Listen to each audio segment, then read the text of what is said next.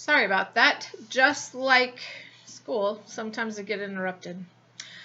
True, for the first 55 years of that century, Auntie Sarah had been around, and Annabelle's life had at least been interesting.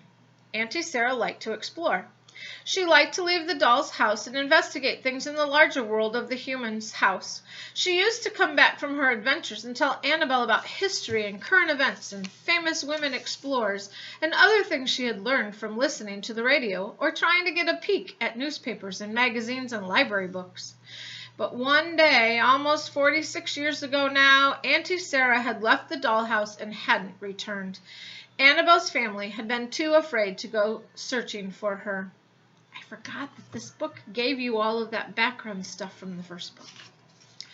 Doll State, Nanny would remind Annabelle, which always made Annabelle feel grumpy, probably because she had been in Doll State more often than any of the other dolls. If a human saw a doll moving, or thought she saw one moving, then poof, the doll was rendered motionless and lifeless, like an ordinary doll, for 24 hours. This meant that the dolls felt free to move about only when they were absolutely certain they wouldn't be seen. It also meant that whenever Annabelle asked about going on a hunt for Auntie Sarah, the answer was no. During the long, lonely time when Auntie Sarah had been missing, Annabelle had sometimes wondered something horrible.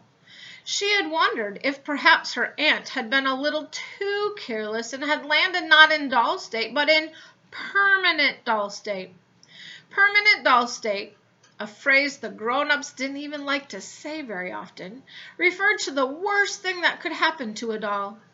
Mama and Papa usually called it PDS in a whisper and looked down at their shoes. There's no such thing, Bobby and Annabelle used to say bravely to one another, but they weren't sure. PDS, like Doll State, harkened back to the oath, the Doll Code of Honor, which was meant to protect and preserve the secret life of dolls. The code reminds us, Nanny would tell Annabelle and Bobby, to be careful and that there are consequences if we are not careful. We might be punished with Doll State, or even, she would add, lowering her voice to a whisper, PDS. Belly flop, cried Nora from below, and Annabelle leaned over just far enough to see Nora stand up and drop Mom Funcraft down into the water, where she landed on her tummy with a small smack. Annabelle settled back in the soap dish. Her thoughts returned to the lonely years when Auntie Sarah was missing. Annabelle had been afraid she would never see her aunt again. She had even realized she could no longer remember her very well. Then the Funcrafts had arrived, and everything had changed. The Funcrafts had been a birthday present for Nora when she turned 5. Their big pink plastic house had been placed in Nora's bedroom, which was down the hall from Kate's. Before Annabelle knew it, she and Tiffany were sneaking back and forth between the two rooms whenever they felt it was safe to do so. Although, remember, the Funcrafts weren't always waiting for it to be safe. It hadn't taken Annabelle long to tell her new friend about her missing aunt and to show her Auntie Sarah's journal.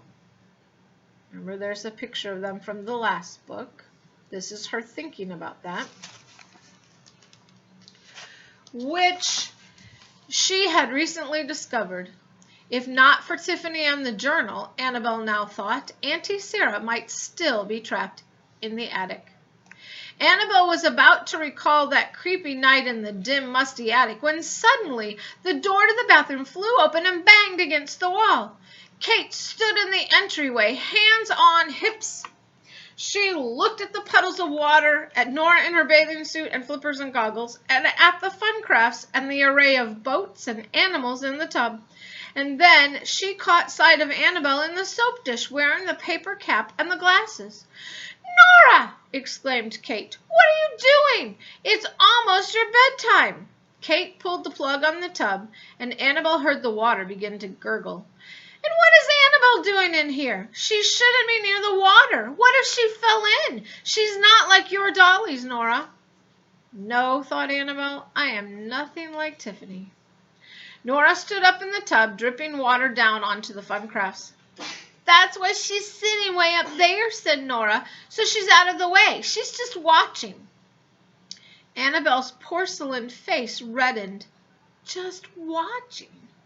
Sometimes Annabelle felt that that was the only thing she was any good at. Kate leaned across the tub and gently reached for Annabelle.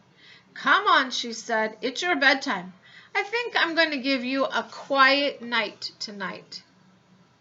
There's Kate getting Annabelle and reaching her across the tub.